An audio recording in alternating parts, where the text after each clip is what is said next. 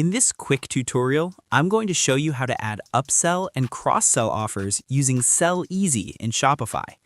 First, go to shopify.com and log into your Shopify admin dashboard. Next, on the home page of Shopify, navigate to the left sidebar and look for Apps in the bottom. Click on them. You'll see a search bar appear at the top of the window. Go to the search bar and search for Selleasy.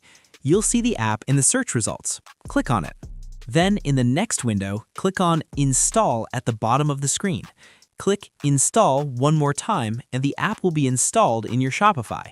You can find it under Apps in the home page. After that, it'll ask you for subscription, choose the one you want, and continue with your payment details. You can also customize it by going to Customize option below the app. Customize the offer settings, including discounts, layout style, and where the offer appears.